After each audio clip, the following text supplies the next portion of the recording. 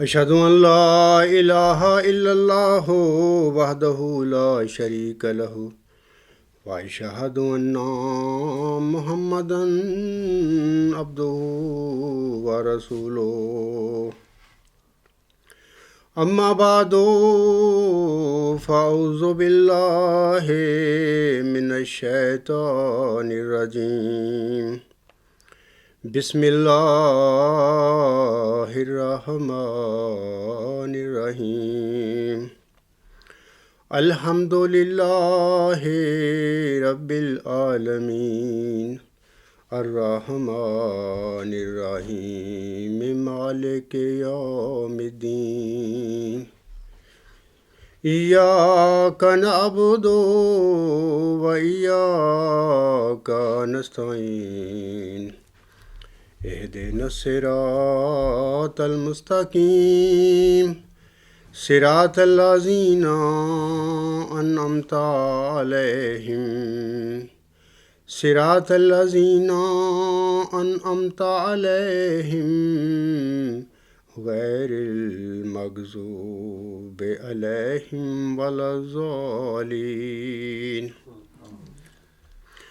ما خلقكم ولا بعثكم إلا كنفس واحدة إن الله سميع بصير ألم ترى أن الله يولج الليل في النهار ويولج النهار في الليل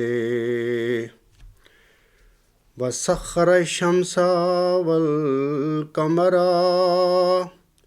كل يجري إلى أجل مسمى وأن الله بما تعملون خبير ذلك بأن الله هو الحق وَأَنَّ مَا يَدْعُونَ مِن دُونِهِ الْبَاطِلُ وَأَنَّ اللَّهَ هُوَ الْعَلِيُّ الْكَبِيرُ۔ یہ سورۃ لقمان کی آیات نمبر 29، 30 اور 31 ہیں۔ ان آیات کا ترجمہ یہ ہے، اللہ تعالیٰ فرماتا ہے، تمہارا پیدا کرنا اور تمہارا زندہ کر کے اٹھایا جانا ایک شخص کی پیدائش کی طرح ہے۔ اللہ یقیناً بہت سننے والا اور دیکھنے والا ہے۔ کیا تو نے نہیں دیکھا کہ اللہ رات کو دن میں داخل کر دیتا ہے اور دن کو رات میں داخل کر دیتا ہے، اور سورج اور چاند کو اس نے خدمت پر لگا رکھا ہے۔ ان میں سے ہر ایک مدت مقررہ تک کے لیے چلا جاتا ہے، اور جو تم کرتے ہو اللہ اس سے باخبر ہے۔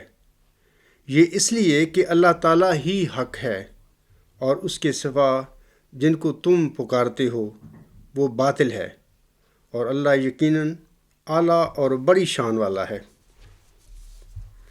یہ تو ان آیات کا ترجمہ تھا جو ابھی میں نے تلاوت کی ہیں۔ خاکسار پچھلے دونوں خطبات میں آپ کو بتا چکا ہے کہ سقراطی تصور نیکی علم ہے میں نیکی اور علم کے الفاظ نیک کام یا جاننے کے مفہوم میں استعمال نہیں کیے گئے، بلکہ نیک کام اور جاننے کی جو غایات ہیں یعنی آبجیکٹس ہیں، یعنی غائی علم یعنی آبجیکٹیو نالج اس کو کہہ سکتے ہیں ہم لوگ، اور غائی نیکی آبجیکٹیو ورچو، یہ دونوں الفاظ یعنی نیکی اور علم ان مفاہیم میں استعمال کیے گئے ہیں۔ میں نے یہ بھی کہا تھا کہ اسی نیکی اور علم کو مذہبی مفہوم میں خدا کہا جاتا ہے، اور یہ بھی میں پہلے دونوں خطبات میں بیان کر چکا ہوں کہ ہزاروں سال سے سقراط کے اس تصور میں جو نیکی اور علم کے الفاظ ہیں ان کو نیک کام یا جاننے کے مفہوم میں سمجھا گیا، اور اس طرح علم کا رستہ یعنی علم و عرفان کا رستہ رک گیا، جبکہ سقراط نے ان دونوں الفاظ کو آبجیکٹیو ورچو یعنی غائی نیکی اور آبجیکٹیو نالج یعنی غائی نالج کے مفہوم میں استعمال فرمایا تھا۔ میں نے نیکی اور علم کے تصور یا تعریف کے سلسلہ میں 4 الفاظ اعلیٰ انتہائی ہماگیر حق آپ سب کو بتائے تھے، سپریم الٹیمیٹ یونیورسل ٹروتھ، اور ان چاروں الفاظ کی میں نے پچھلے خطبہ جمعہ بھی عقلی رنگ میں تشریح کی تھی، لاجیکلی ود ریزن۔ میں نے یہ بھی کہا تھا کہ تعریف اور تصور دونوں کا مطلب ایک ہی ہے، یعنی ڈیفینیشن تم سب لوگ جانتے ہو، تعریف ہوتا ہے۔ تعریف کے معنی کیا ہیں؟ تعریف جب ہم کسی شے کی کرتے ہیں تو اس کا ہمیں علم حاصل ہوتا ہے۔ ایسے ہی میں نے کہا تھا کہ یہ تصور جو ہے کانسیپٹ اور and definition one and the same, ان کا مطلب ایک ہی سمجھ لینا، تاکہ جب میں آگے باتیں بیان کروں گا تو آپ کے ذہن میں تصور کا معنی بھی ہونا چاہیے کہ یہ جو تصور کی بات کر رہا ہے، یہ اس تصور کا مطلب صرف تعریف ہے۔ اور یہ جو چاروں الفاظ ہیں، سپریم الٹیمیٹ یونیورسل ٹروتھ یا اعلیٰ انتہائی ہماگیر حق، دراصل اللہ تعالیٰ کے صفاتی نام ہیں جو اس کی تعریف کو، اس کے تصور کو منضبط کرتے ہیں۔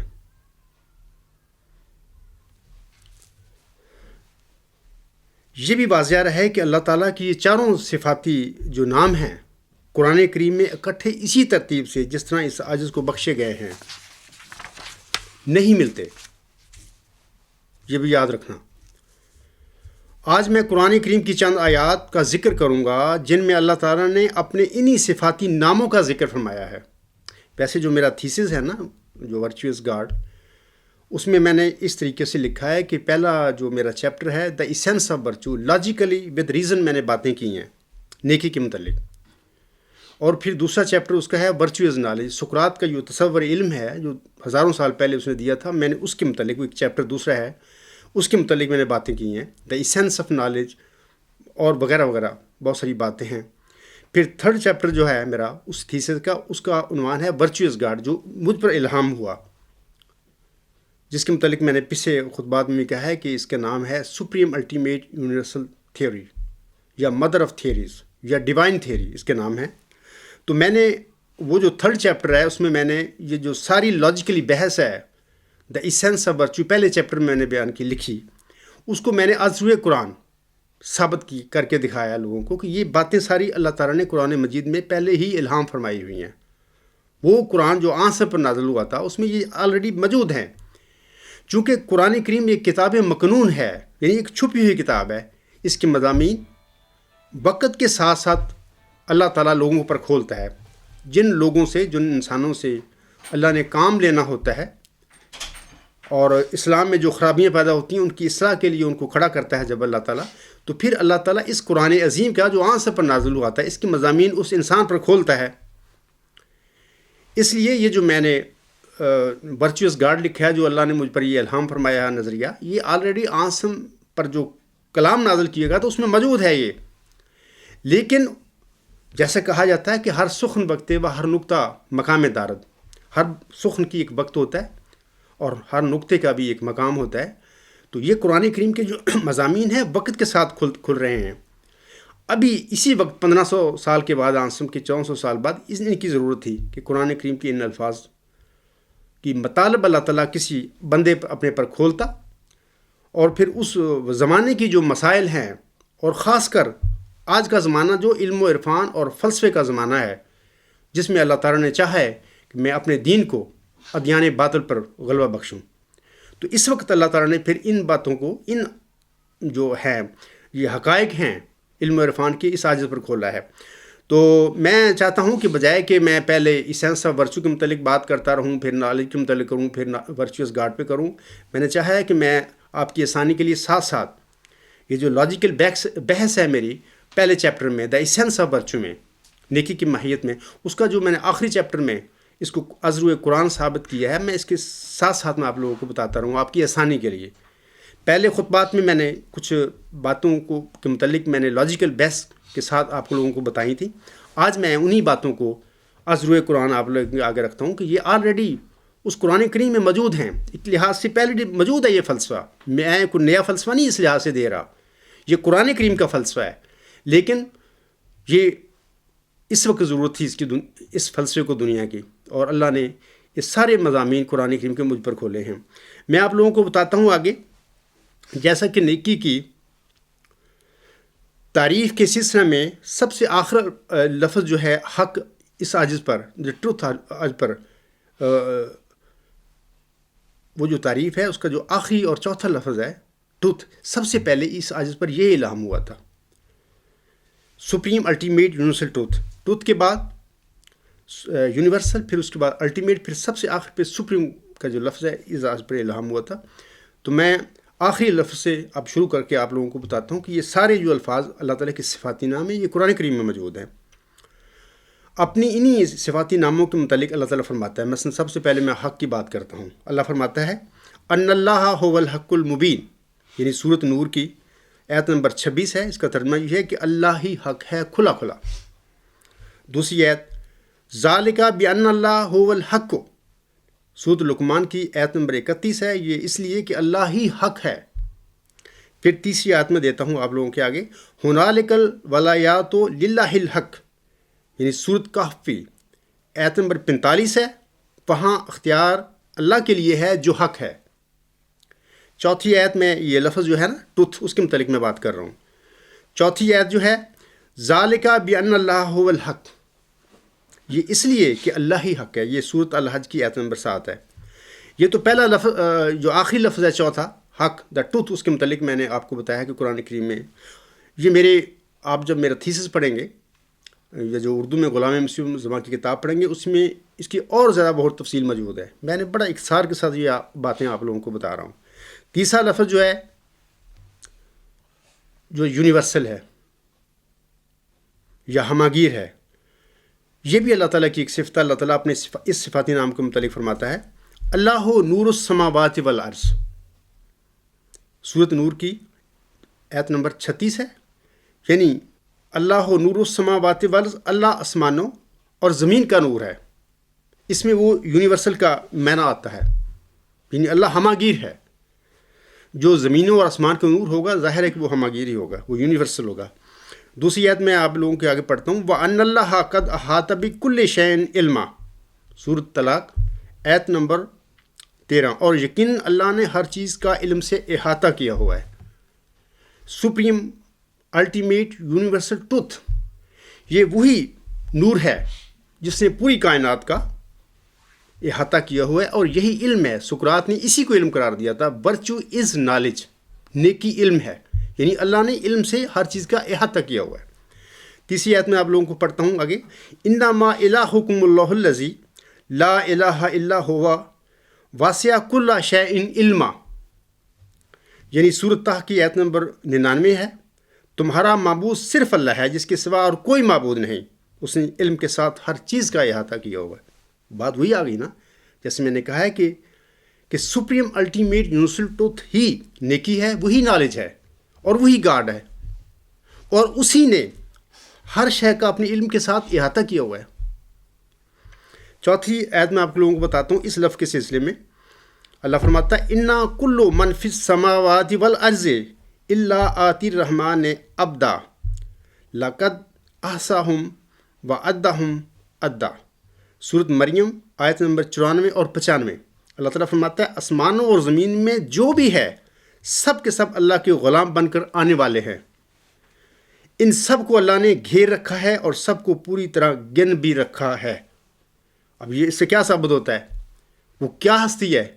وہی یونیورسل ہے، وہی اعلیٰ انتہائی ہماگیر حق ہے جس نے ہر چیز کو گن بھی رکھا ہے، گھیر بھی رکھا ہے۔ اچھا، دوسرا لفظ سپریم الٹیمیٹ جو ہے اس تعریف میں آتا ہے۔ پھر دوسرا لفظ اس کا وہ ہے الٹیمیٹ، یعنی انتہائی۔ اس کے متعلق اللہ تعالیٰ فرماتا ہے وَأَنَّا إِلَىٰ رَبِّكَ الْمُنْتَهَىٰ، سورۃ النجم آیت نمبر 43، اور یقیناً تیرے رب کی طرف انتہا ہے۔ یہ وہی الٹیمیٹ کے معنی میں یہ اللہ نے بتایا کہ میں الٹیمیٹ ہوں۔ تو اس آیت کی حضرت بانی جماعت صاحب نے جو تشریح فرمائی ہے وہ میں آپ لوگوں کو آگے پڑھ کے سنا دیتا ہوں، تفصیل تو اس کی میری کتاب میں ہے۔ اس آیت سے ثابت ہے کہ علت و معلول کا سلسلہ بالآخر اللہ تعالیٰ پر ختم ہو جاتا ہے۔ علت و معلول میں آپ لوگوں کو بتاتا ہوں، کاز اینڈ ایفیکٹ، اس کا معنی ہے کاز اینڈ ایفیکٹ۔ اس آیت کی تشریح کے ضمن میں حضور صلی فرماتے ہیں اور اسی وجہ سے دنیا میں طرح طرح کے علوم پیدا ہو گئے ہیں، کیونکہ کوئی حصہ مخلوقات کا علت و معلول کے نظام سے باہر نہیں، بعض کے لیے بطور اصول اور بعض بطور فرع کے ہیں، اور یہ تو ظاہر ہے کہ علت یا تو خود اپنی ذات سے قائم ہوگی یا اس کا وجود کسی دوسری علت کے وجود پر منحصر ہوگا، اور پھر یہ دوسری علت کسی اور علت پر و علی حاصل قیاس۔ اور یہ تو جائز نہیں کہ اس محدود دنیا میں علل و معلول کا سلسلہ کہیں جا کر ختم نہ ہو اور غیر متناہی ہو۔ حضور صلی اللہ علیہ وسلم فرماتے ہیں تو بس ضرورت ماننا پڑا کہ یہ سلسلہ ضرور کسی اخیر علت پر جا کر ختم ہو جاتا ہے، پس جس پر اس تمام کی انتہا ہے وہی خدا ہے۔ وَأَنَّا إِلَىٰ رَبِّكَ الْمُنتَهَىٰ، اور یقیناً تیرے رب کی طرف انتہا ہے۔ یہی سپریم الٹیمیٹ یونیورسل ٹروتھ، اس میں یہ دوسرا لفظ جو آتا ہے۔ تو یہ جو حضور صلی اللہ علیہ وسلم کا جو حوالہ میں نے پڑھا ہے اسلامی اصول کی فلسفی کا ہے، روحانی خزائن جلد 10 صفحہ نمبر 369 پہ حضور صلی اللہ علیہ وسلم کی یہ حوالہ بھی چیک کیا جا سکتا ہے۔ پہلا لفظ جو ہے اعلیٰ، سپریم کے متعلق اللہ تعالیٰ فرماتا ہے سبح اسم ربک الاعلیٰ۔ یہ صورت اعلیٰ کا آیت نمبر 2 ہے، اپنے اعلیٰ رب کے نام کی تسبیح کر۔ دوسری آیت میں یہ ہے کہ وَأَنَّ اللَّهَ هُوَ الْعَلِيُّ الْكَبِيرُ، سورۃ لقمان آیت نمبر 31، اور اللہ تعالیٰ یقیناً اعلیٰ اور وسیع شان والا ہے۔ آگے تیسری آیت وَهُوَ الْعَلِيُّ الْكَبِيرُ، سورۃ سبا آیت نمبر 24، اور وہ اعلیٰ اور بڑا ہے۔ چوتھی آیت وَهُوَ الْعَلِيُّ الْعَظِيمُ، سورۃ البقرہ آیت نمبر 256، اور وہ اعلیٰ اور عظمت والا ہے۔ یہ چارے میں نے آیات پڑھی ہیں۔ یہ جو میں نے پڑھی ہیں نا آیات سپریم الٹیمیٹ یونیورسل ٹروتھ کے متعلق، بڑی مختصر کے ساتھ میں چند آیات آپ لوگوں کو بتا رہا ہوں، جبکہ قرآن کریم بھرا پڑا ہے ان باتوں سے۔ جس نے تحقیق کرنی ہو وہاں ازروِ قرآن سے پڑھے دیکھے، اور بھی بہت ساری آیات اس کو ملیں گی۔ اچھا، اگلے پچھلے خطبہ جمعہ میں نے نیکی کے چہرے کے متعلق، فیسز آف ورچو کے متعلق کچھ باتیں علمی طور پر بتائی تھیں، لاجیکلی، کہ سپریم الٹیمیٹ یونیورسل ٹروتھ جو ہے وہی اول ہے، وہی آخر ہے، وہی ظاہر ہے، اور وہی باطن ہے۔ میں اس تشریح کو پھر دوبارہ عقلی کو نہیں پڑھوں گا، اس رکھوں گا۔ میں قرآن کی ایک آیت آپ لوگوں کے آگے رکھتا ہوں۔ سورۃ الحدید میں اللہ تعالیٰ آیت نمبر 4 میں فرماتا ہے هو الاول والآخر والظاہر والباطن وَهُوَ بِكُلِّ شَيْءٍ عَلِيمٌ۔ وہ اول بھی ہے اور آخر بھی، اور ظاہر بھی ہے اور باطن بھی، اور وہ ہر چیز کو جانتا ہے۔ یہ چہرے ہیں اس کے۔ یہ فیسز آف ورچو بھی الہامی ٹرم ہے، مجھ پر نازل ہوئی۔ اس آیت سے پہلے کسی نے اسلام میں یہ باتیں نہیں بتائیں کسی لوگوں انسانوں کو۔ یہ اللہ تعالیٰ اپنے وقت کے ساتھ ساتھ جن بندوں پر جس قسم کا کام لینا ہوتا ہے اس کے مطابق اللہ تعالیٰ کا عرفان اور آیات کے معنی اور مفہوم اللہ تعالیٰ کھولتا ہے۔ تو آگے میں آج، یہ تو تھی پچھلے خطبہ جمعہ جو میں نے دیے ہیں، دونوں خطبات، اور اس سے پہلے بھی میں نے غالباً 2 سال پہلے غالباً ایک لیکچر دیا تھا، ایک جلسہ سالانہ جو جماعت احمدیہ اصلاح پسند جرمنی کا ہوا تھا۔ وہاں میں نے تفصیلاً اس موضوع کے متعلق کچھ بتایا بھی تھا بہرحال۔ لیکن آج پھر پچھلے 2 خطبے ہیں، ان میں نے باتیں سپریم الٹیمیٹ یونیورسل ٹروتھ کے متعلق بتائی تھیں لاجیکلی، اور پھر نیکی کے چہرے وہ بھی لاجیکلی میں نے آپ لوگوں کے آگے بتائے تھے ابھی کیسے وہ جو سپریم الٹیمیٹ یونیورسل ٹروتھ ہے، وہ جو نیکی ہے، وہ کیسے اول ہے، کیسے آخر ہے، کیسے ظاہر ہے، وہ کیسے باطن ہے۔ آج میں اگلا تھوڑا سا ٹاپک جو ہے اس کے متعلق آپ لوگوں کو کچھ بتاؤں گا۔ آپ یاد رکھیں کہ جب میں نے دارالحمد میں وہ نیکی کی ماہیت یا علم کی ماہیت کے متعلق جاننے کے لیے اللہ تعالیٰ سے جو دعائیں کی تھیں، ان دعاؤں میں سب سے پہلے یہ دعا تھی رب زدنی علما، اے میرے رب میرے علم میں زیادتی فرما، رب علمنی ما ہوا خیر عندک، اے میرے رب مجھے وہ کچھ سکھا، وہ علم مجھے دے جو میرے لیے نفع بخش ہوگا ہے۔ رب ارنی انوار الکلیات، تیسری جو میں نے دعا پڑھی تھی وہاں پہ، یہ سب حضرت بانی جماعت اسلام کی الہامی دعائیں ہیں، ان پر الہام ہوئی تھیں. تو اس عاجز پر اللہ تعالیٰ نے اس کی جو ان دعاؤں کی قبولیت کا جو فضل تھا وہ اس عاجز پر کھولا. رب ارنی انوار عقل کلیات، اے میرے رب مجھے وہ انوار دکھلا جو محیط کل ہیں. تو یہ جو میں بتا رہا ہوں نا آپ کو، نیکی علم ہے، یہ نیکی کے متعلق اللہ نے مجھے یہ اپنی کنسیپٹ جو تعریف ہے وہ مجھے خبر دی. سپریم الٹیمیٹ یونیورسل ٹروتھ، یہ وہی نور ہے جو اللہ نے مجھے بخشا، یہی محیط کل ہے. اور دعا بھی اسی سلسلے میں کی گئی تھی، الہامی دعا، حضرت مرزا صاحب علیہ السلام کی الہامی دعا، رب ارنی انوار عقل کلیات، اے میرے رب مجھے وہ انوار دکھلا جو محیط کل ہوں. یہی وہ نور ہے، یہی وہ سچ ہے جو محیط کل ہے. رب ارنی حقائق الاشیاء، اگلی جو دعا تھی یہ بھی الہامی دعا ہے، حضرت مرزا صاحب علیہ السلام کو الہام ہوئی تھی. اے میرے رب مجھے چیزوں کی حقیقت سے آگاہ فرما، حقائق الاشیاء مجھے بتا. آج میں اپنا خطبہ ہے زیادہ تر اس طرف میں آپ لوگوں کو بتاؤں گا بھئی اشیاء کی حقیقت کیا ہے. اللہ نے پھر اس دعا کی قبولیت کے نتیجے میں مجھے وہ اشیاء کی حقیقت کیسے بتائی.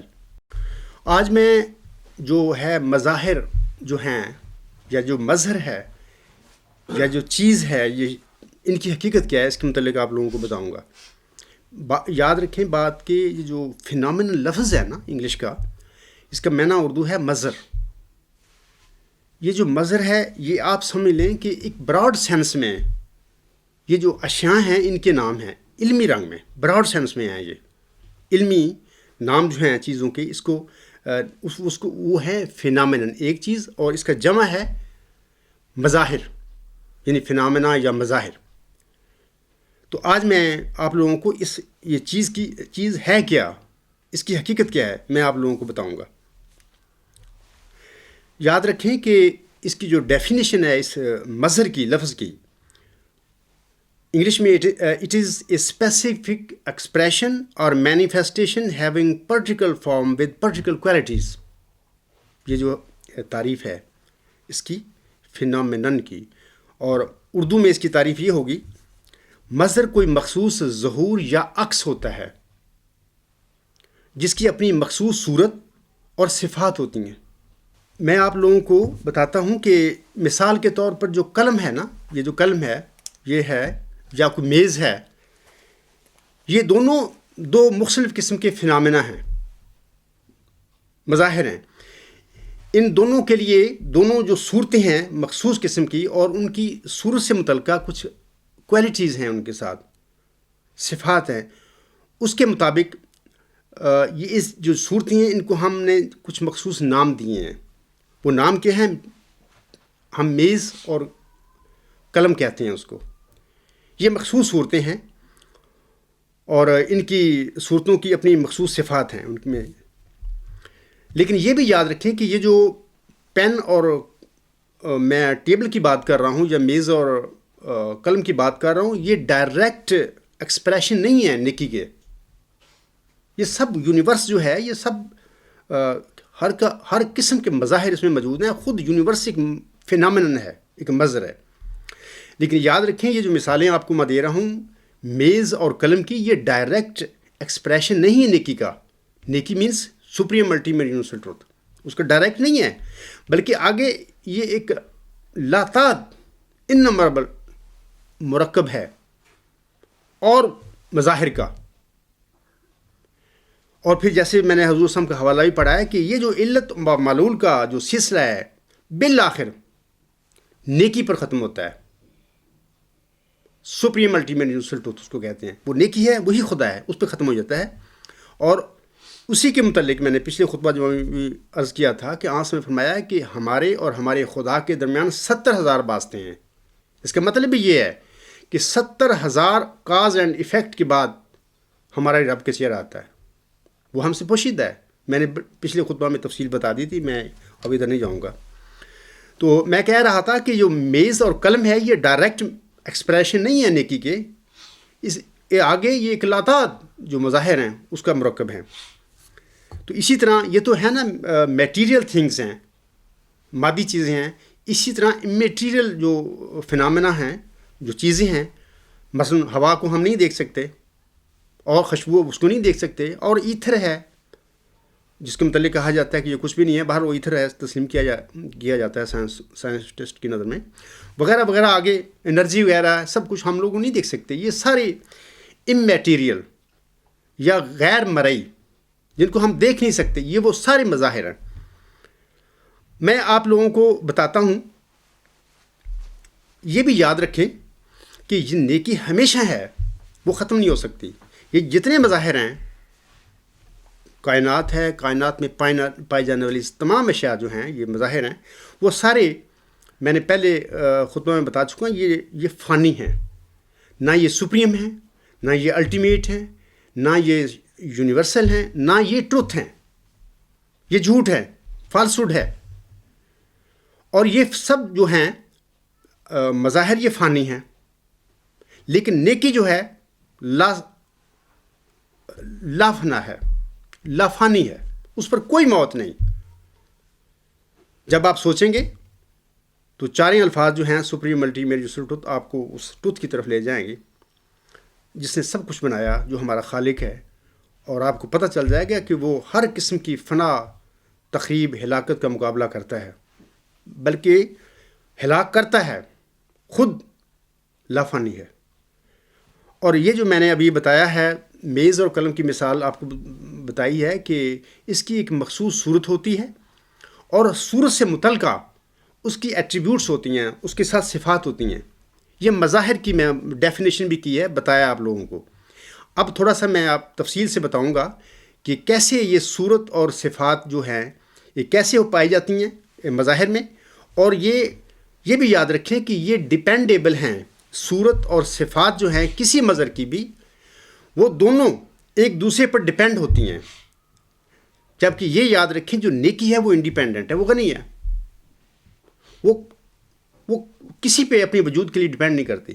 یہ فرق ہے اس نیکی کا جس کو نالج کہا تھا سقراط نے، اور جس کو میں کہتا ہوں خدا ہے. وہ انڈیپینڈنٹ ہے، وہ کسی پہ اپنے وجود کی بقا کے لیے، اپنے وجود کے لیے وہ کوئی ڈیپینڈ نہیں کرتی. یہ تمام مظاہر ہیں، یہ ڈیپینڈنٹ ہیں، محتاج ہیں اپنے وجود کے لیے.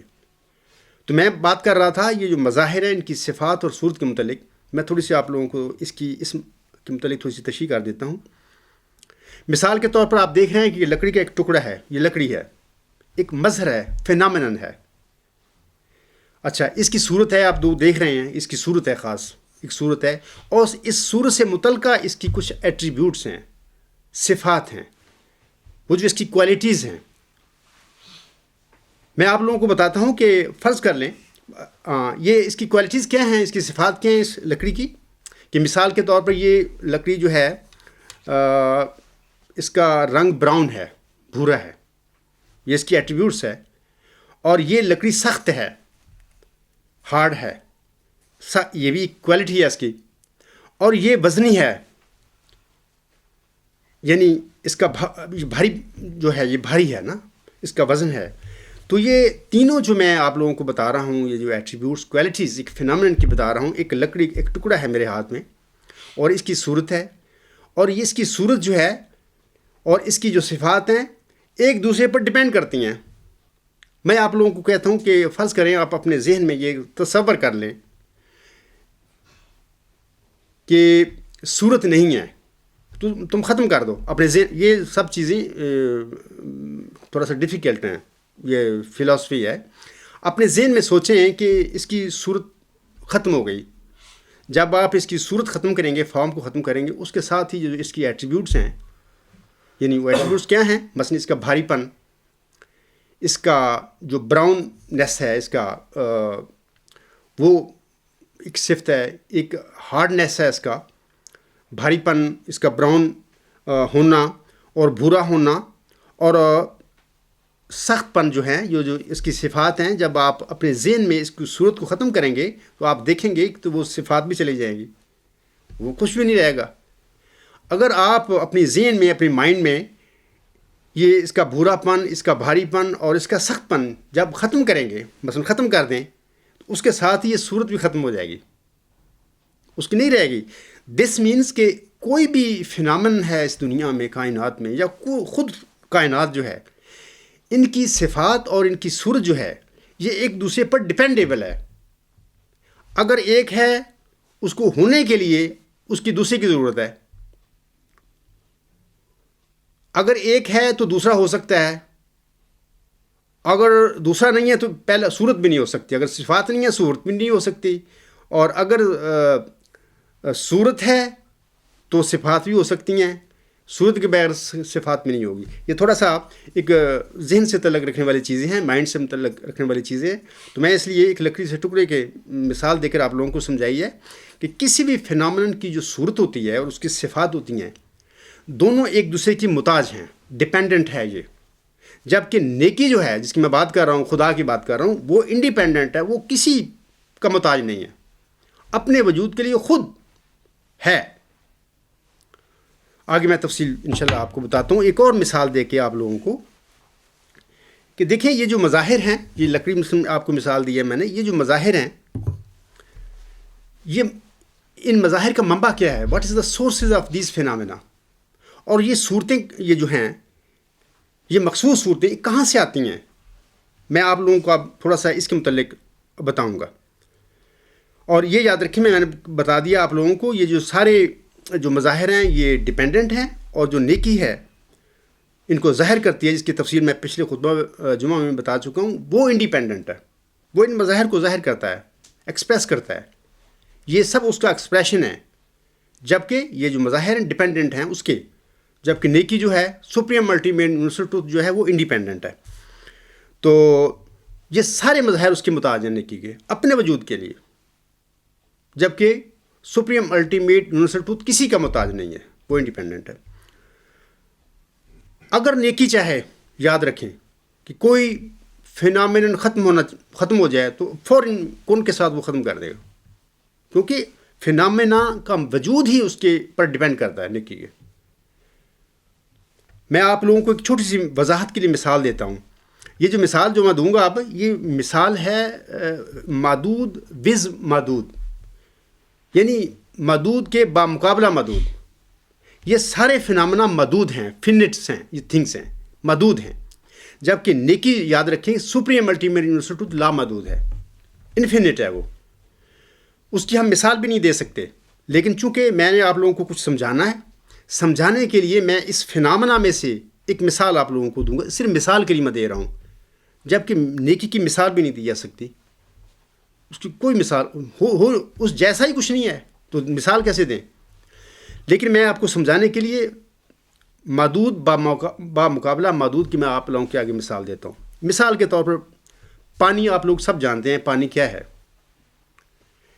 کیمیکلی اس کا نام ہے H2O، یعنی 2 ہائیڈروجن کے ایٹم اور 1 آکسیجن کا ایٹم مل کے H2O بن کے پانی بنتا ہے، مالیکول بنتا ہے، وہ پانی بن جاتا ہے. ٹھیک ہے. اچھا، میں نے پہلے آپ لوگوں کو بتایا ہے کہ ان دا براڈ سینس یہ جو پانی ہے کیمیکل اس کا نام ہے H2O، لیکن ان دا براڈ سینس یہ سب فینامنا ہے. اس کائنات جو خود کائنات ایک فینامنن ہے، اس کے وہ نام ہیں جو میں خدا کی طرف سے مجھے بتائے گئے ہیں. تو کیمیکلی پانی کو کہتے ہیں جو کہ ایک فینامنن ہے H2O. میں آپ لوگوں کے سامنے اس کی مثال رکھتا ہوں کہ H2O جو ہے پانی ہے، اس کو تھوڑا سا جب فریز ہوتا ہے تو یہ برف بن جاتا ہے. اس میں یعنی پانی میں ہائیڈروجن اور آکسیجن موجود ہے، یعنی ہائیڈروجن اور آکسیجن سے ہی پانی بنا H2O سائنسی طور پر ہم جانتے ہیں. اچھا، جب اس پانی کو تھوڑا سا فریز کریں گے یہ برف بن جائے گا. برف ایک اور چیز ہے، ایک اور فینامنن ہے. اس کی شکل اور ہے، اس کی کوالٹیز اور ہیں. پانی کی شکل اور ہے، پانی کی کوالٹیز اور ہیں. اچھا، جب پانی کو اس کو تھوڑا سا ابالیں گے تو اس میں سے ویپرز بخارات نکلیں گے. وہ کیا ہے؟ وہ بھاپ بن جائے گی. وہ پانی ہی بن رہا ہوگا، بھاپ. اس کی شکل ایک صورت ہوگی، اس کی کوالٹیز ہوں گی بھاپ کی. پھر ایسی بھاپ آگے بادل کی شکل اختیار کر لیتی ہے. وہ بادل کیا ہوتا ہے؟ وہ بھی اپنی ایک فارم رکھتا ہے، اس کی کوالٹیز ہیں. اچھا، یہ یاد رکھیں کہ یہ پانی ہے، برف ہے، بھاپ ہے، بادل ہے، ساروں جو مختلف فینامنا ہیں اس میں ہم دیکھتے ہیں کہ H2O موجود ہے. سب اس کی مختلف شکلیں ہیں، سب میں موجود ہے H2O. یعنی ہائیڈروجن بھی موجود ہے ان میں اور آکسیجن بھی موجود ہے، لیکن ہم ان سب چیزوں کو مختلف نام دیتے ہیں. برف کو برف کا نام دیتے ہیں، پانی کو پانی کا نام دیتے ہیں، بھاپ کو بھاپ کا نام دیتے ہیں، اور بادل کو بادل کا نام دیتے ہیں. ہم بادل کو آکسیجن اور ہائیڈروجن نہیں کہتے، نہ برف کو کہتے ہیں ہائیڈروجن اور آکسیجن. اگرچہ یہ سب کچھ آکسیجن اور ہائیڈروجن کا ہی ایک نظارہ ہے، اس کی وجہ سے سب کچھ ہوا ہے. اس کے باوجود ہم ان چاروں جو فنامنا ہمارے سامنے میں نے نام لیے ہیں، برف، پانی، بھاپ اور بادل، اس کے الگ الگ نام ہیں. ان کو ہم آکسیجن اور ہائیڈروجن نہیں کہتے. کیوں نہیں کہتے؟ اس کی وجہ ہے، ظاہر ہے وہ ڈفرینٹ چیز آگے بن گئی. تو یہ جو میں نے آپ لوگوں کو بتائی ہیں چیزیں، یہ پانی کی مثال آپ لوگوں کو دی ہے کہ اس میں پانی میں اور اس کے ساتھ دوسرے جو مظاہر ہیں، برف، بھاپ اور بادل ہے، اس میں سب میں آکسیجن اور ہائیڈروجن موجود ہیں. اس کا ہی ایک ایکسپریشن ہے یہ چاروں چیزوں میں. اچھا، اس میں 4 چیزیں جو ہیں میں آپ لوگوں کو بتاتا ہوں. اس سے کیا چیز ثابت ہوتی ہے؟ 4 چیزیں ثابت ہوتی ہیں. ہم ان مخصوص صورتوں یعنی پانی، برف، بھاپ اور بادل جو ہے کو ہائیڈروجن اور آکسیجن کا نام نہیں کہتے. کبھی نہیں آپ نے سنا ہوگا کہ برف ہو پڑی تم کہو یار آکسیجن یہ ہائیڈروجن ہے. نہیں ہے، آپ نہیں کہیں گے، آپ کہیں گے برف ہے یہ. دوسری یہ جو اگلا جو نقطہ ہے وہ یہ ہے کہ یہ مخصوص صورتیں یعنی برف، بھاپ، پانی اور بادل یہ موجود ہیں کیونکہ ہائیڈروجن اور آکسیجن موجود ہے. اگر ہائیڈروجن اور آکسیجن موجود نہ ہوتی تو پھر یہ مخصوص صورتیں بھی موجود نہ ہوتی. خود سمجھو نا، اگر ہائیڈروجن اور آکسیجن نہ ہوتی تو نہ برف ہوتی، نہ پانی ہوتا، نہ بھاپ ہوتی، نہ بادل ہوتا. تیسری بات جو ہے، پوائنٹ ہے، وہ یہ ہے کہ یہ تمام مظاہر اپنے وجود کے لیے ہائیڈروجن اور آکسیجن کے محتاج ہیں. سمجھ گئے نا آپ لوگ کہ محتاج ہیں، یہ آکسیجن کے بھی اور ہائیڈروجن کے مظاہر ہیں، ان کے محتاج ہیں، ڈیپینڈنٹ ہیں. ان کے مقابلے میں یعنی پانی، برف، بھاپ اور پانی کے بالمقابل ہائیڈروجن اور آکسیجن اپنے وجود کے لیے ان مخصوص صورتوں کی محتاج نہیں ہے. آکسیجن اپنے اور ہائیڈروجن اپنے وجود کے لیے نہ برف کی محتاج ہے، نہ پانی کی محتاج ہے، اور نہ بھاپ کی محتاج ہے، اور نہ بادل کی محتاج ہے. چوتھا پوائنٹ یاد رکھیں کہ یہ مخصوص صورتیں برف، بھاپ، پانی اور بادل ہائیڈروجن اور آکسیجن کے مقابلہ میں بالکل فریب ہیں، الوژن ہیں، فریب ہیں. جبکہ ہائیڈروجن اور آکسیجن ان صورتوں کے مقابلے میں، ان مخصوص صورتوں کے مقابلے میں مستقل ہے، وہ پرماننٹ. ان کے مقابلے میں بات کر رہا ہوں. پہلے میں نے کہا ہے کہ یہ جو فینامنا کی دنیا ہے، اس میں سمجھانے کے لیے مثال دے رہا ہوں، جبکہ نیکی اور فینامنا کا نیکی مثال ہی نہیں ہم دے سکتے. یہ محدود بالمقابلہ محدود کی مثال ہے، کیونکہ ہائیڈروجن آکسیجن بھی ایک فینامنا، وہ بھی فنا ہو جائے گا، کیونکہ وہ بھی ایک تخلیق کی گئی چیز ہے، ایک مظہر، وہ اس کو ایکسپریس کیا گیا ہے. تو یہ جو 4 پوائنٹس ہیں میں آپ لوگوں کو اگلے بتائے ہیں کہ آکسیجن اور ہائیڈروجن جو ہیں، یہ جو پانی ہے، برف ہے، بھاپ ہے، بادل ہے، اس کے بالمقابل وہ مستقل ہے. جبکہ یہ جو مخصوص صورتیں ہیں، برف، بھاپ، پانی اور بادل، یہ ہائیڈروجن اور آکسیجن کے بالمقابل فریب ہیں، الوژن ہے، کچھ بھی نہیں ہے.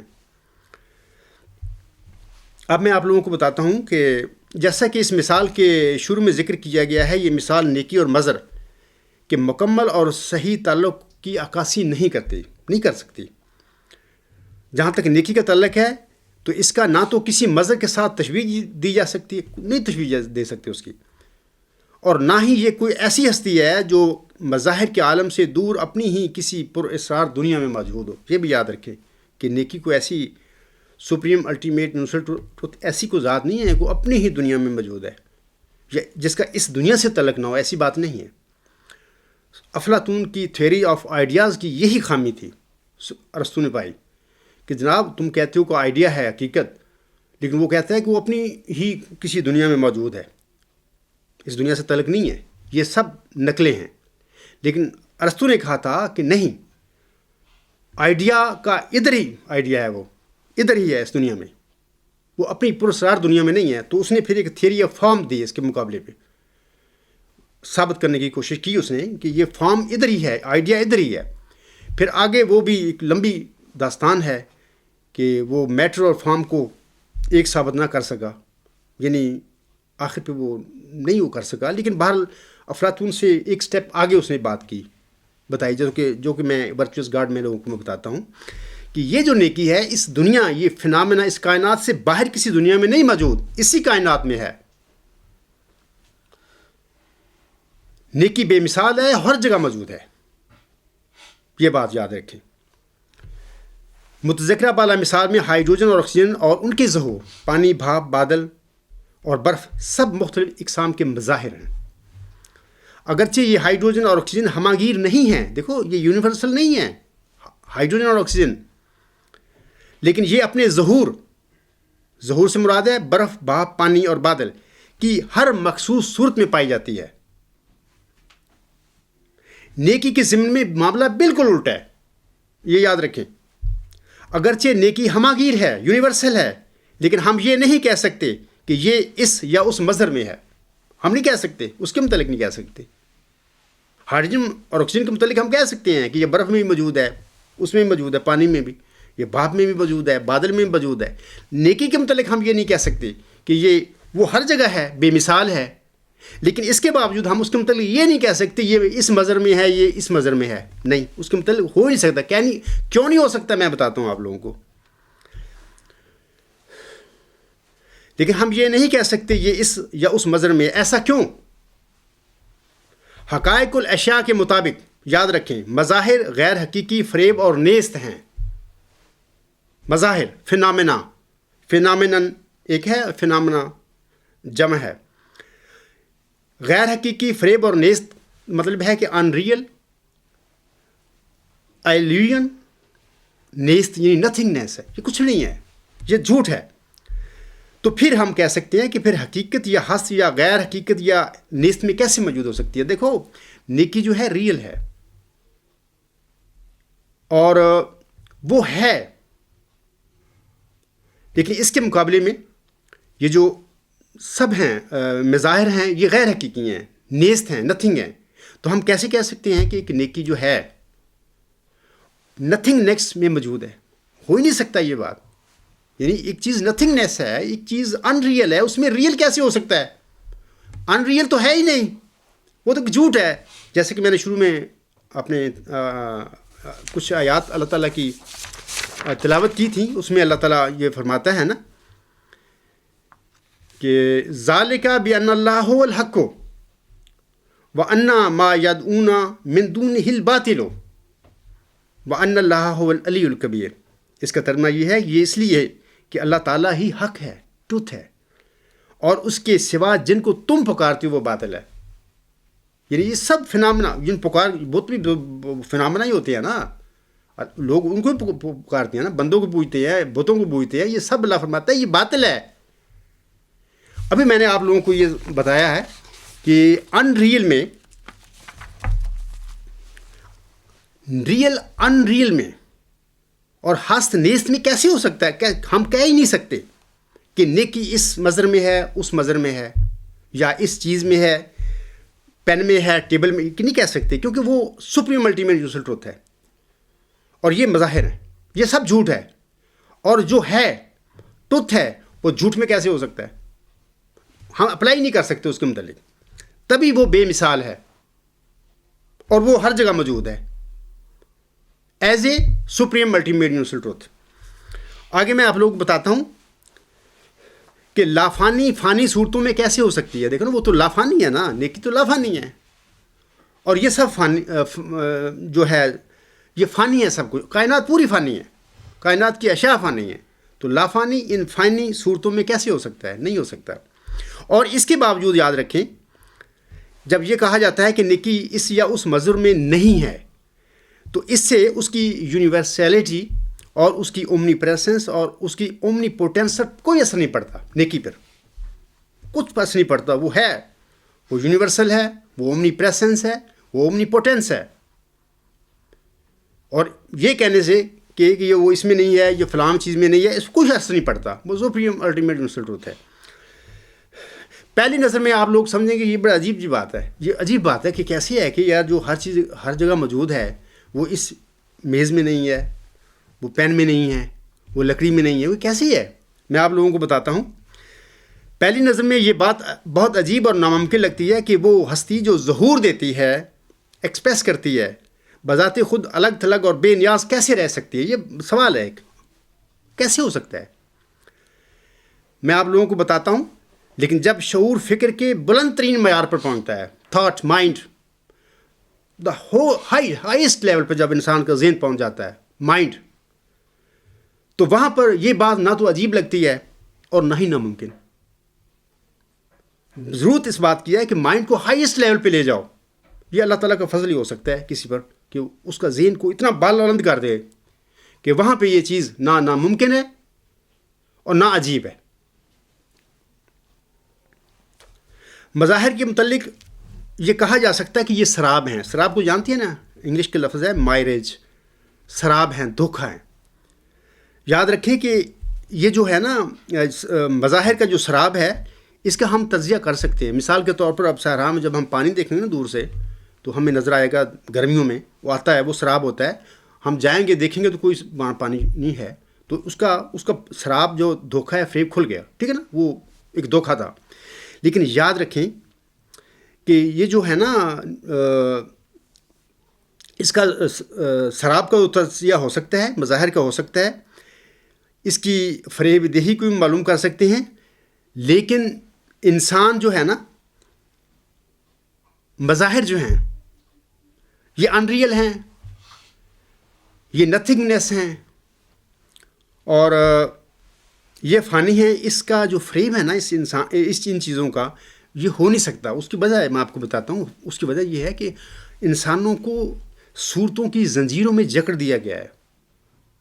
ہماری ایک فارمز ہیں اور کوالٹیز ہیں, ہم فینامنا ہیں. ہم کو صورتوں اور صورتوں سے متعلقہ ایٹریبیوٹس ہیں ہم رکھتے ہیں, اور یہ ہماری زنجیریں ہیں جس میں ہم جکڑے گئے ہیں. ان زنجیروں میں ہوتے ہوئے ہم اس فینامنا کی فریب دہی جو ہے, اس کا جو ہے ایلیوژن جو جھوٹ ہے, وہ معلوم نہیں کر سکتے. ہم جب تک زندہ ہے انسان, وہ فارم ہے اس کی, اس فارم سے متعلقہ ایٹریبیوٹس ہیں. اس لیے ہمارا جو ہے نا مجرد عقل جو ہے, ایبسٹریکٹ ریزن کے ساتھ ہم لوگ ایک فینامنا جو اپنا ہے, اس چیزوں کا ہم حقیقت نہیں پا سکتے. ہم اس کو دیکھ نہیں سکتے, جان نہیں سکتے. یہ مجبوری ہے انسانوں کی. اور پھر اللہ تعالیٰ جب فضل کرتا ہے کسی انسان پر, اس کو چن لیتا ہے, اس کو الہام کرتا ہے, تو پھر اس کا مائنڈ آٹومیٹکلی ہائیسٹ لیول پہ خود ہی پہنچ جاتا ہے اس الہام کے ساتھ. تو پھر وہ سب کچھ دیکھتا ہے اور اس کو پتہ لگ جاتا ہے کہ سارا یہ جھوٹ ہے, یہ فالسہڈ ہے, یہ نتھنگنیس ہے, انریل ہے. تو یہ ایک ضروری بات تھی میں آپ لوگوں کو بتانی. اچھا, آگے میں بتاتا ہوں کہ یہ جو مسئلہ ہے جو میں بتا رہا ہوں آپ کو, ہو سکتا ہے ذہن میں کسی میں آیا ہو کہ یہ تو فرسٹ کاز کی بات ہو رہی ہے. فرسٹ کاز مینس کہ یہ جو چیز ہے سپریم الٹیمیٹ یونیورسل ٹروتھ, یہ تو فرسٹ کاز ہے, علت اولا. بالکل ٹھیک ہے, یہ علت اولا ہی ہے جس کی میں بات کر رہا ہوں. لیکن کچھ لوگ اس پہ اعتراض کرتے ہیں کہ اگر علت اولا نے یعنی فرسٹ کاز نے اس دنیا کو, کائنات کو بنایا ہے, تو وہ کہتے ہیں کہ جیسے کہ برٹن رسل بھی اس کا اعتراض کرتا ہے کہ یہ تو پھر دنیا ہی وہی ہے. اور دوسرا وہ یہ اعتراض کرتے ہیں کہ ہم علت و معلول جو کاز اینڈ افیکٹ کا پروسیس ہے وہاں پہ کسی ایک جگہ پر کیوں ٹھہرے, کیوں کسی مقام پر کیوں ٹھہرے. میں آپ لوگوں کو بتاتا ہوں یہ دونوں اعتراض غلط ہیں, کیونکہ یہ بات شک سے بالا ہے کہ ہماری کائنات علت و معلول کے نظام سے مربوط ہے. جیسے کہ میں نے میرا سب کا حوالہ آپ لوگوں کو پڑھ سنایا کہ علت معلول کا جو پروسیس ہے لامحدود نہیں ہو سکتا اس دنیا میں. ایک محدود ہے, ایک جگہ پہ رک جاتا ہے. اس نظام سے باہر کوئی شے نہیں ہے. ایک علت یا تو ابتدائی ہوگی یا پھر کسی علت کا معلول, اور وہ علت مزید کسی علت کا معلول وغیرہ وغیرہ, جیسے کہ میں نے حضور وسلم کا حوالہ پڑھا ہے. اب یہ تو ناممکن ہے کہ اس محدود دنیا میں علت و معلول کا نظام لامحدود ہو. لہٰذا علت و معلول کے اس سلسلہ میں ہمیں کسی جگہ رکنے کی ضرورت نہیں, کیونکہ یہ سلسلہ خود کسی نقطہ پر جا کر رک جاتا ہے. وہ نقطہ جہاں علت و معلول کا یہ سلسلہ ختم ہوتا ہے, کیا علت اول نہیں ہے؟ وہ ہے وہ فسٹ کاز ہے۔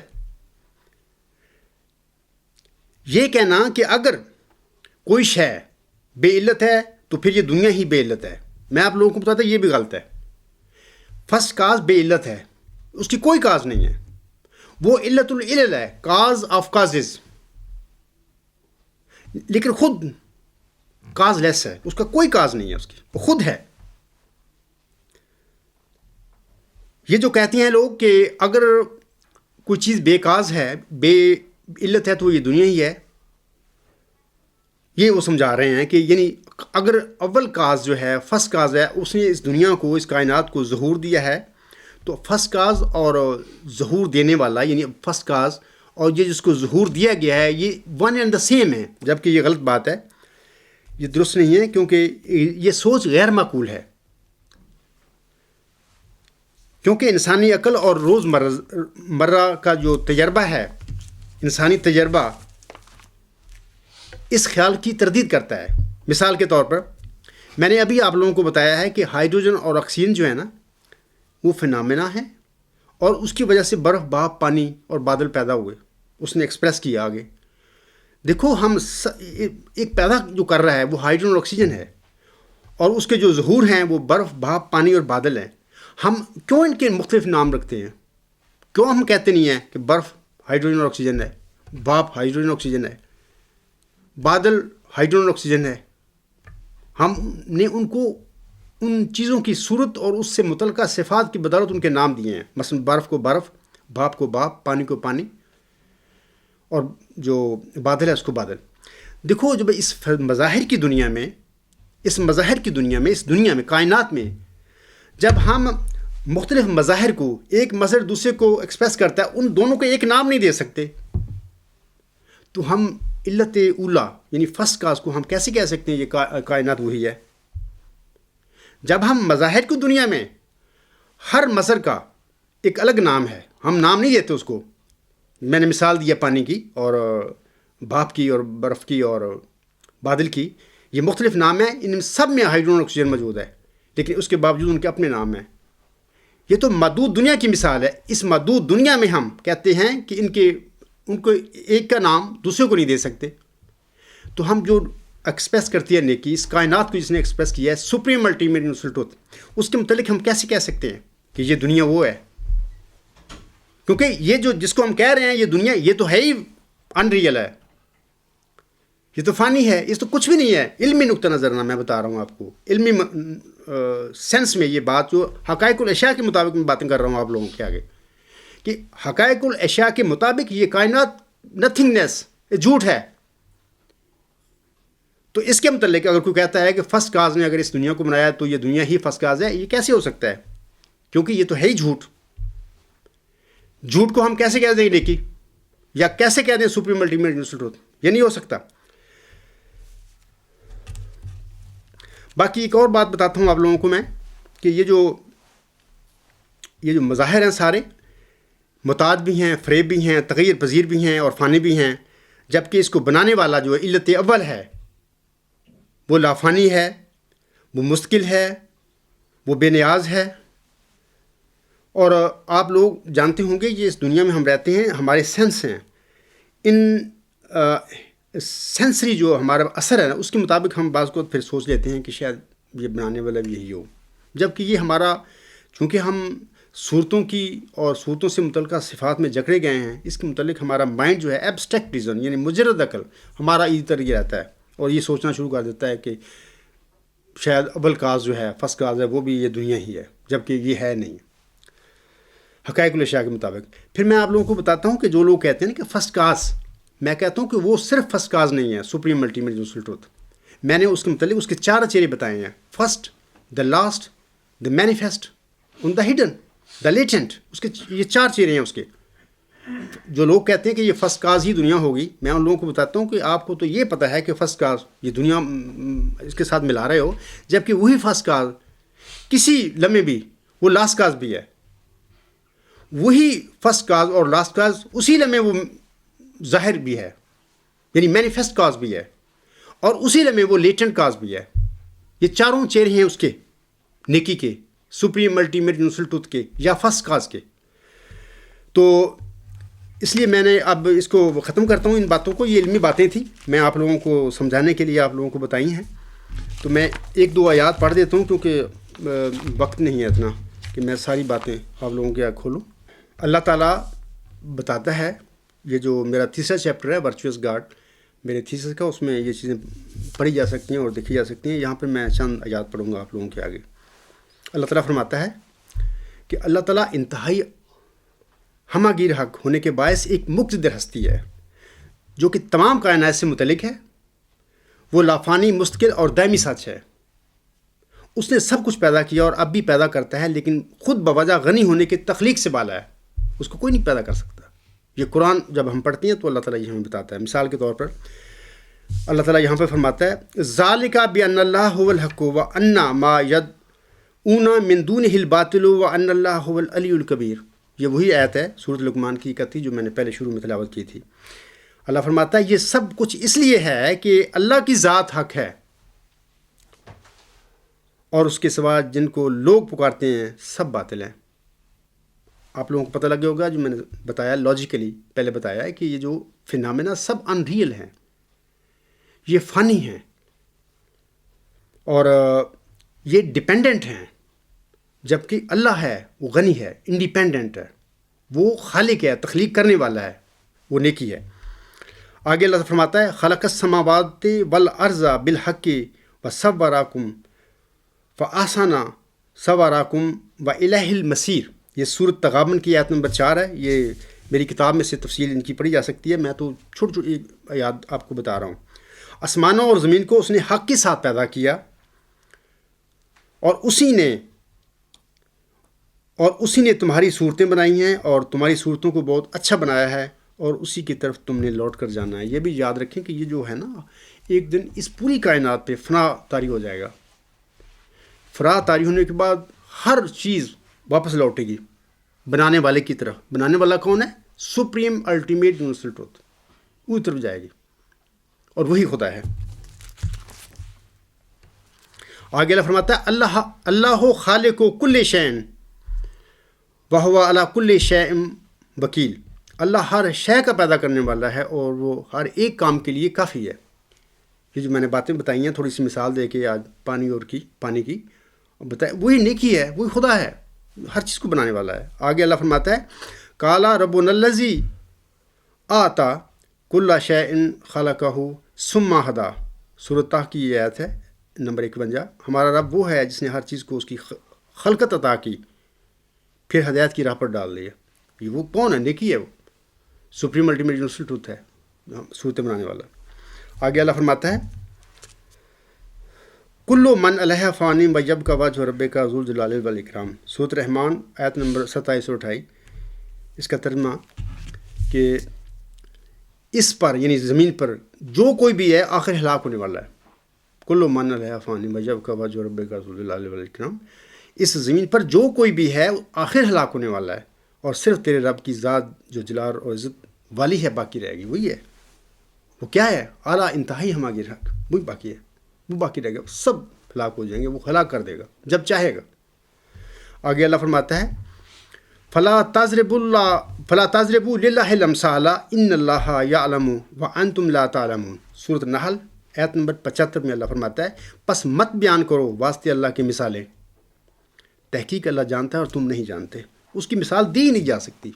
میں نے کہا نا شروع میں، نیکی کی مثال نہیں دی جا سکتی اس کائنات میں، کیونکہ وہ بے مثل ہے.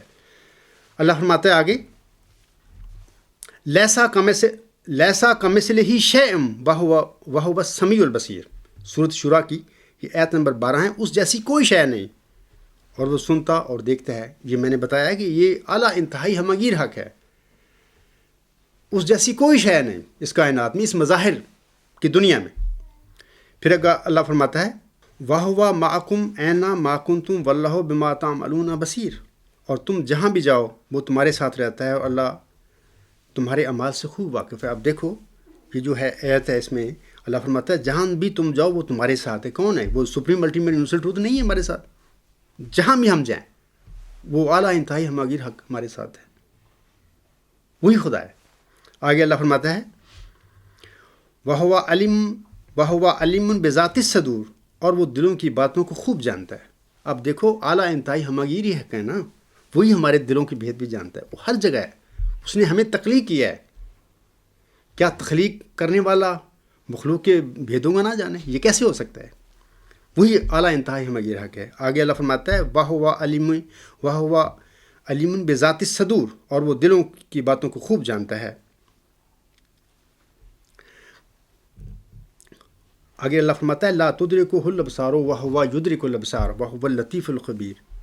نظریں اس تک نہیں پہنچ سکتی لیکن وہ نظروں تک پہنچتا ہے، اور وہ لطیف اور حقیقت پہ آگاہ ہے. یعنی وہ اعلیٰ انتہائی ہماگیر حق ہمیں تو دیکھتا ہے، ہماری نظروں تک تو پہنچتا ہے. ہم سب کچھ ظاہر ہے اس کے آگے، لیکن ہماری آنکھیں، مادی آنکھیں اس کو نہیں دیکھ سکتی. ہاں، ہائیسٹ تھاٹ پہ جا کے جب اللہ فضل کرے، تقویٰ بڑھ جائے، اللہ کسی کو دکھانا چاہے، تو پھر اس کا ذہن اور اس کی دل کی آنکھیں ضرور اس کو دیکھیں گی، جیسے کہ میں دیکھتا ہوں. یہ بھی یاد رکھیں کہ میں نے ابھی کہا ہے کہ یہ جو ہر چیز نے بالآخر فنا ہو کے اسی طرف لوٹنا ہے. یہ مظاہر فنا ہو جائیں گے، یہ فانی ہیں. جیسے کہ اللہ فرماتا ہے وَإِلَى اللَّهِ الْمَصِيرُ، سورۃ فاطر آیت نمبر 19. اور آخر کر سب کو اللہ ہی کی طرف لوٹنا ہے. وہی اعلیٰ انتہائی ہماگیر حق. لا الہ الا ہوا الیہ المصیر، سورۃ مومن آیت نمبر 4. اس کے سوا کوئی معبود نہیں، اسی کی طرف لوٹ کر جانا ہے. پھر اللہ فرماتا ہے وَإِنَّا إِلَىٰ رَبِّنَا لَمُنْقَلِبُونَ، سورۃ زخرف اور آیت نمبر 15. ہاں، اور ہم یقیناً ایک دن اپنے رب کی طرف لوٹ کر جانے والے ہیں. سب وہی اعلیٰ انتہائی ہماگیر حق کی طرف جانے والے ہیں. بہرحال یہ باتیں ہیں، میں مختصر آپ لوگوں کو بتائی ہیں. میں آج ایک دو اور باتیں آپ لوگوں کو آخر میں بتانا چاہتا ہوں. ایک دو خوابیں جناب مرزا مسرور صاحب نے اپنے جو خطاب ہیں ان میں اس نے پڑھی ہیں. میں چاہتا ہوں کہ ان کے خوابوں کے سلسلے میں افراد جماعت کی میں رہنمائی کرنا چاہتا ہوں. وہ لکھتے ہیں کہ وہ پڑھتے ہیں جلسہ سالانہ انگلستان کے دوسرے روز، یعنی 23 جولائی 2011 کی میں بات کر رہا ہوں، اس سال کی بات نہیں کر رہا. 2011 کے دن جناب مرزا مسرور احمد صاحب احمدیوں کی خوابوں کو سنا رہے تھے نا، اور ان میں انہوں نے اردن کے ایک نئے احمدی عبدالحمید صاحب کی یہ خواب بھی سنائی. وہ کیسے کہتے ہیں، خواب میں دیکھا کہ ایک مسجد میں 3 بزرگ بیٹھے ہوئے ہیں. درمیان والے نے اپنا تعارف کروایا کہ میں محمد صلی اللہ علیہ وسلم ہوں. دوسرے دونوں کے بارے میں بتایا کہ ایک حضرت مسیح موعود ہیں اور ایک عیسیٰ. ان میں سے حضرت مسیح موعود کی شکل وہی تھی جو MTA پر نظر آتی تھی. پچھلا جو خطاب ہے نا اس وقت آن ایئر بھی ہے الغلام ویب سائٹ پہ، جس میں میں نے دجال اور اس کی گدھے اور مریم اور اس کے مسیح عیسیٰ ابن مریم کی حقیقت کے متعلق بہت کچھ بتایا. ایک لمبی تقریر ہے، اور میں نے بتایا ہے انسانوں کو کہ آخری زمانے میں جو آنے والا ہے نا وہ مسیح عیسیٰ ابن مریم، جس کے متعلق آنسم نے فرمایا تھا کہ وہ امت کیسی ہلاک ہو سکتی ہے جس کے اول میں درمیان میں مادے اور آخر پہ مسیح عیسیٰ ابن مریم ہوں گے. اور حضور اسلام کو یہ جو 20 فروری 1886 کی الہامی پیشگوئی ہوئی تھی، اس میں اسی ذکی غلام کی اللہ تعالیٰ نے بشارت دی تھی انہیں. وہ مریم ہیں محمدی، اور اس محمدی مریم کو ایک ذکی غلام ملا تھا. اور وہ کون ہے؟ وہ مسیح عیسیٰ ابن مریم ہے. جیسا کہ حضور اسلام نے اپنے ایک الہام بھی لکھا ہوا ہے. اس الہام میں اللہ تعالیٰ فرماتا ہے اس محمدی مریم کو زی درگاہ خدا مردے بسد اعزاز می آید، مبارک بادت اے مریم کہ عیسیٰ باز می آید. یہ مریم کون تھی؟ حضرت مرزا غلام مسلم کے تھے، اور ان کو اللہ نے بشارت دی تھی کہ خدا کی درگاہ سے ایک مرد بڑے اعزاز کے ساتھ آتا ہے. اے مریم تجھے مبارک ہو کہ عیسیٰ دوبارہ آتا ہے. کہ یہ جو خواب ہے دیکھنے والا عبدالحمید ہے، کوئی مسلمان تھا، نیک تھا، متقی تھا، اس کو احمدیت نصیب ہوئی، احمدیت میں داخل ہوا. ظاہر ہے کہ یہ خواب میری تو نہیں ہے، میرے کے متعلق تو کہہ سکتے ہیں لوگ، کوئی بھی غفار صاحب کا دعویٰ ہے وہ سوچتا رہتا ہے تو اس کو یہ خواب آ گئی. میری تو خواب ہی نہیں ہے. ایک ایسے نیوٹرل آدمی ہے، غیر احمدی تھا، جس نے تحقیق کی تقویٰ کے ساتھ اور اس کو احمدیت نصیب ہوئی. اس کو خواب میں اللہ تعالیٰ نے دکھایا. وہ دکھتا ہے کہ خواب میں دیکھا کہ ایک مسجد میں 3 بزرگ بیٹھے ہوئے ہیں.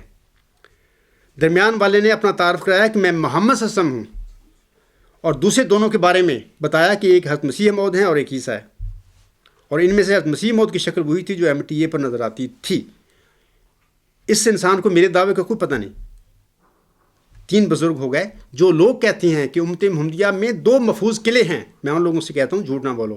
امت محمدیہ میں 3 وجود ہیں. ایک سب سے اول ہے، بانی امت ہے، بانی اسلام ہے، اور 2 اس کے بعد ہیں جو انہوں نے بتائے ہیں. ایک مہدی علیہ السلام اور ایک مسیح عیسیٰ ابن مریم جو آخر پہ آنے والا ہے. وہ مہدی کیا، یعنی محمدی مریم کا ہی وہ بیٹا ہے. تو اس خواب میں ان تینوں بزرگوں کی وہ بات ہو رہی ہے. اگر مسیح موعود اگر عیسیٰ ہیں، جیسے جماعت کہتی ہے لل مہدی الا عیسیٰ، مہدی نہیں مگر عیسیٰ، اگر وہی ہیں تو تیسرا وجود کیوں کدھر سے آ گیا؟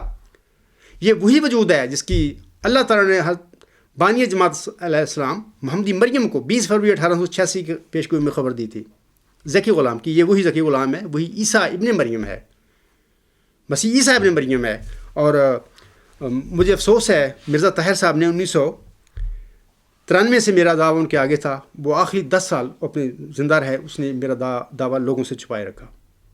کیا حق اور سچی باتیں یا دعوے، سچے دعوے کو چھپانے والے بھی خدا کے خلیفے راشد ہوتے ہیں؟ وہ ہو سکتا ہے کہ وہ اگر دعوے کا اعلان کر دیتا تو اس بندے کو پتہ چل جاتا اس خواب میں کہ ہاں سمجھ آ گئی کہ 3 کون ہیں. کیونکہ مرزا غلام احمد تو وہ دیکھ لیا اس نے MTV پہ آتا ہے، وہ دوسرا حصہ تھا. ایک اور خواب میں بتاتا ہوں آپ لوگوں کو اسی سلسلے میں. وہ جو اس سال جو ہے خطبہ ان کا جو جیسا سالانہ تھا غالباً UK کا، اس میں انہوں نے یہ جو خواب ہے لوگ پڑھ سکتے ہیں اس کو. یہ جو 23 جولائی 2011 کا جو خطاب ہے جناب مرزا مسرور احمد صاحب کا، اس کے خطاب کے جو ہے نا دوسرے روز جو خطاب تھا، اس کے خطاب کے 72 میں 72 منٹس پر آپ لوگ ابھی بھی یہ خطاب YouTube پہ موجود ہے. آپ لوگ پڑھ سکتے ہیں اس خواب کو. ایسے ہی وہ بندہ بتا رہا ہے، خود مسعود صاحب بتا رہا ہے.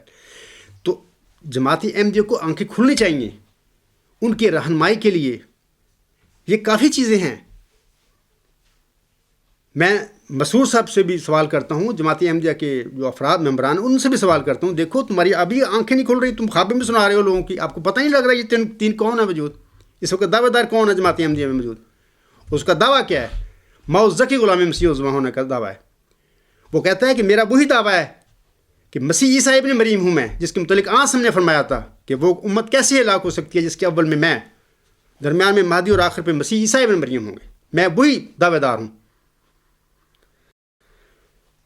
اس کے باوجود اگر آپ کی آنکھیں نہیں کھل رہی، آپ کے خلیفہ صاحب کی بھی اور آپ کی بھی نہیں کھل رہی، تو پھر اللہ تعالیٰ آپ پر رحم کرے. میری تو دعا ہے کہ اے اللہ ان سب کو ہدایت دے دے، کیونکہ حضرت مرزا صاحب علیہ السلام کو ماننے والے ہیں جو لوگ، ہدایت سے ان کو محروم نہ کرنا. لیکن وہ ساری ثبوت اور ریزن دے رہا ہے میری سچائی کی آپ لوگوں کے آگے. لیکن سچائی کو پانے کے لیے تقویٰ کی ضرورت ہے. اللہ کرے ان لوگوں میں تقویٰ ہے تاکہ یہ سچائی سے محروم نہ ہوں. آگے ایک خواب اور ہے جو اس سال جو میں بتا رہا ہوں کہ جلسہ سالانہ 2012 کا ہے، اس کے دوسرے دن انہوں نے پھر خوابیں سنائی لوگوں کی. اس میں ایک خواب سنائی. یہ بھی خواب جو ہے اس کا دوسرے دن کا خطاب مرزا مسرور کا YouTube پہ آن ایئر ہے. اس خواب کے 1 گھنٹہ 6 منٹ پر جناب مسعود صاحب ایک خواب سناتا ہے. میں اس کے متعلق آپ لوگوں کو کچھ بتاتا ہوں. وہ کیا کہتے ہیں، لکھتے ہیں، پھر ایک صاحب لکھتے ہیں مراکز سے کہ 1995 کے آخر کی بات ہے. جماعت کے بارے میں جاننے اور اس کے دلائل سے مطمئن ہونے کے بعد میں نے بیعت سے قبل استخارہ کرنے کا فیصلہ کیا. کسی انسان کی بات کر رہے ہیں خواب کی، جو کہ ابھی احمدی نہیں ہوا تھا لیکن تھا متقی، تقویٰ تھا، تقوی سے سچائی تلاش کر رہا تھا. اللہ نے پھر اس کی رہنمائی کرنی تھی. وہ کہہ رہا ہے کہ بیعت سے قبل استخارہ کرنے کا فیصلہ کیا. میں نے جمعے کے روز بڑے تضرع اور اتھا سے دعا کی کہ اے خدا تو خود میری صحیح راستے کی طرف رہنمائی فرما.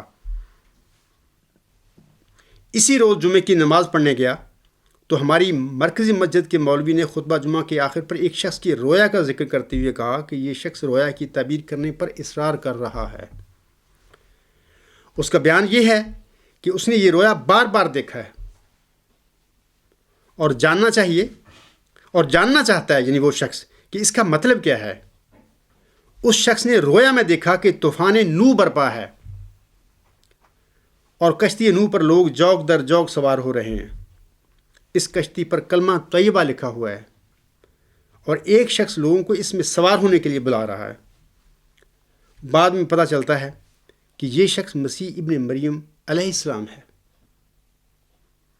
مولوی نے اس رویا کو بیان کرنے کے بعد کہا کہ یہ ناممکن ہے کہ اس کشتی پر کھڑے ہو کر بلانے والا شخص مسیح ابن مریم ہو، کیونکہ یہ زمانہ حضرت محمد رسول اللہ صلی اللہ علیہ وآلہ وسلم کا زمانہ ہے. لہذا نوح علیہ السلام کی کشتی نجات کشتی نجات مسیح علیہ السلام کی ملکیت نہیں ہو سکتی. یہ ان لوگوں کی باتیں ہیں جو غیر احمدی مسلمان ہیں. ان کے علم میں تو وہ آنے والا آسمان پر بیٹھا ہوا وہی مسیح عیسیٰ ابن مریم موسوی ناصری. اس لیے وہ تو اپنے عقیدے کے مطابق اس کی تعبیر کر رہا ہے. لیکن میں مسعود صاحب کو کہتا ہوں اور جماعت احمدیہ کو کہتا ہوں کہ تمہارا تو یہ ایمان نہیں ہے, کیونکہ آنے والا تو امت محمدیہ میں سے وہ مسیح عیسیٰ ابن مریم ہے, اور وہ وہی ہے جس کی آسم نے خبر دی تھی کہ وہ امت کیسے ہلاک ہو سکتی ہے جس کے اول میں درمیان میں مہدی اور آخر پہ مسیح عیسیٰ ابن مریم ہوں گے, اور وہ وہی موعود کی غلام مسیح الزماں ہے, اور وہ وہی عیسیٰ ابن مریم ہے جس کی اللہ تعالیٰ نے حضرت مرزا صاحب کو بشارت دی تھی. آپ لوگوں کو تو تھوڑا سا سوچنا چاہیے کہ ظاہر ہے اس غلام نے تو آنا ہے اس دنیا میں اور لوگوں کو ہدایت کی طرف بلانا ہے. آگے وہ لکھتے ہیں, پھر اس نے کہا یہ درست ہے کہ آسم نے آخری زمانے میں عیسیٰ علیہ السلام کے نزول کی بشارت دی, لیکن ان کے نزول سے پہلے تو دجال اور یاجوج ماجوج نے آنا ہے, اور ان باتوں کے ظہور میں ابھی بہت وقت پڑا ہے. دیکھیں یہ 1995 کی بات ہے, اور 2001 میں کیا ہوا 9/11 پتہ لگا کہ دجال تو آ گیا. آسم کی خبروں کے مطابق وہ دجال اکبر تو وہ ظہور ہو چکا ہے اس کا. تو مولوی صاحب کو پتہ نہیں اس 95 میں ہی وہ سپر پاور تھی, لیکن پتہ نہیں تھا. لیکن 9/11 کے بعد تو پتہ لگ گیا ہر انسان کو, ہر مسلمان کو, تقوی والے مسلمان کو پتہ لگ گیا کہ دجال اکبر تو ظاہر ہو چکا ہے, وہ مسلمان ملکوں پہ حملے کرتا پھر رہا ہے. کہتے ہیں, وہ کہتا ہے مولوی صاحب کہتے ہیں کہ مجھے وہیں وہ کہہ رہا ہے دیکھنے والا خواب, یہ اس نے خواب نہیں دیکھی, کسی کے خواب کی تعبیر مولوی صاحب کر رہے تھے. وہ جو تلاش کر رہا تھا استخارہ کر کے حقائق اور سچائی کو, وہ کہہ رہا ہے بندہ. وہ لکھتا ہے کہ مجھے وہیں بیٹھتے ہی احساس ہو گیا کہ مولوی صاحب کو اس رویا کی تعبیر کی سمجھ نہیں آئی, جبکہ مجھے سمجھ آ گئی. واقعی مولوی صاحب کو نہیں آئی, کیونکہ وہ تو وہی مسیح عیسیٰ ابن مریم کی باتیں کر رہا تھا. وہ فرماتے ہیں کہ آسم کی حدیث ہے کہ المومن یرا لہ, یعنی مومن کبھی خود رویا دیکھتا ہے اور کبھی اس کے بارے میں کسی اور کو رویا دکھایا جاتا ہے. چونکہ میں نے 2 روز قبل ہی استخارہ کیا تھا, اس لیے مجھے یقین ہو گیا کہ رویا میں میرے لیے واضح پیغام تھا. نماز جمعہ کے بعد واپس آتے ہوئے یہی سوچتا رہا کہ حضرت مرزا غلام علیہ السلام کے دعویٰ کا انکار نہیں کیا جا سکتا, اور مولویوں کے بحث کی بنا پر ان کی تکفیر کرنا انصاف سے دور بات ہے. انہی خیالات اور سوچوں نے مجھے بیعت کا مرحلہ طے کرنے پر آمادہ کر لیا. یہ جو رویا ہے مسعود صاحب کی دوسرے دن کا خطاب جو 2012 کا ہے, 1 گھنٹہ 6 منٹ پر لوگ سن سکتے ہیں. میں لوگوں کو بتاتا ہوں کہ اس کو تو سچائی مل گئی, اس بندے کو جس نے استخارہ کیا. خواب دیکھنے والا کوئی اور ہے, اس کی تعبیر کرنے والا مولوی ہے جو کہ اس کی تعبیر نہیں سمجھ سکا, لیکن یہ سمجھ گیا, اس کو ہدایت نصیب ہو گئی.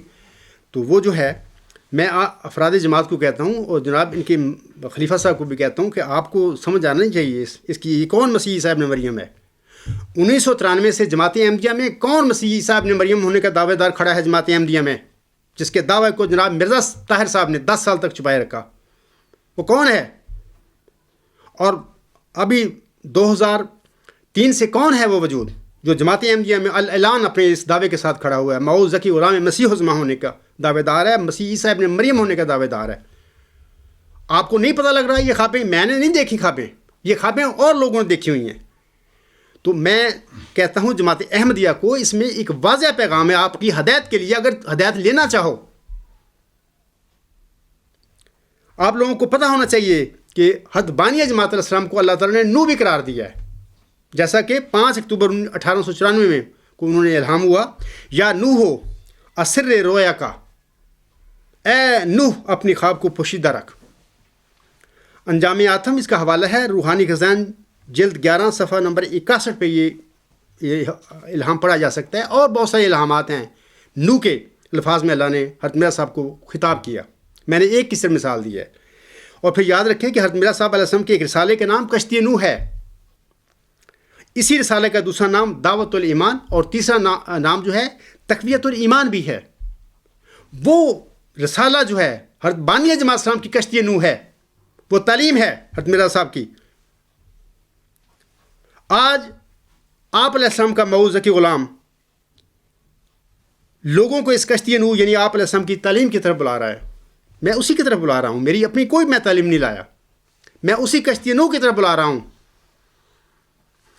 جو حضرت محمد عربی صلی اللہ علیہ وسلم کی غلامی میں اس انسان نے بنائی تھی، لوگوں کو دی تھی، یہ آج اسی کشتی نوح کی طرف لوگوں کو بلا رہا ہے۔ سب سے پہلے مخاطب میرے جماعت احمدیہ کے افراد ہیں، اور پھر امت مسلمہ میری مخاطب ہے کہ آؤ اسی کشتی میں سوار ہو جاؤ، اسی کشتی میں آپ کی فلاح ہے اور آپ کی بچت ہے۔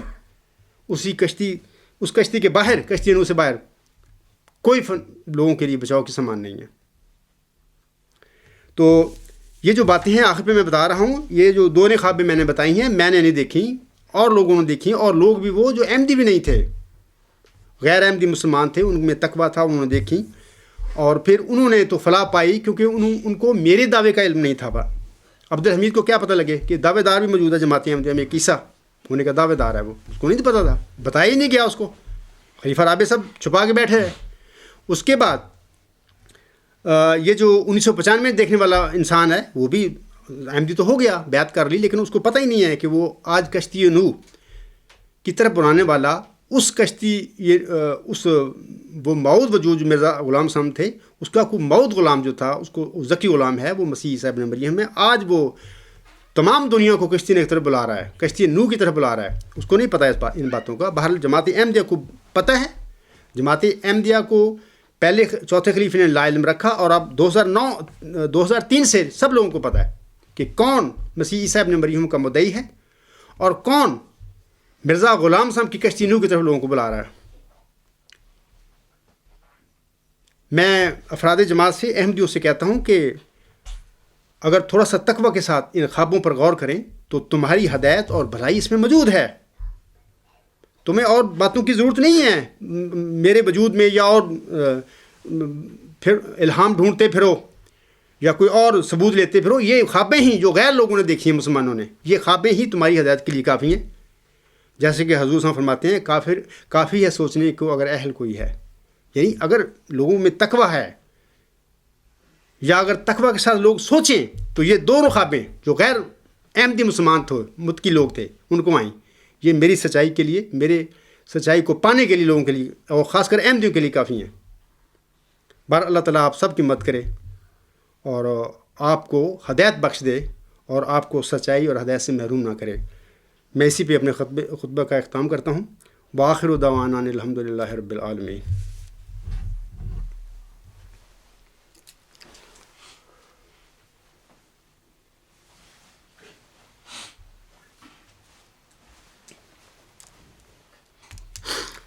الحمد للہ نحمدہ ونستعینہ ونستغفرہ ونؤمن بہ ونتوکل علیہ ونعوذ باللہ من شرور انفسنا ومن سیئات اعمالنا، من یہدہ اللہ فلا مضل لہ ومن یضللہ فلا ہادی لہ، ونشہد ان لا الہ الا اللہ ونشہد ان محمدا عبدہ ورسولہ۔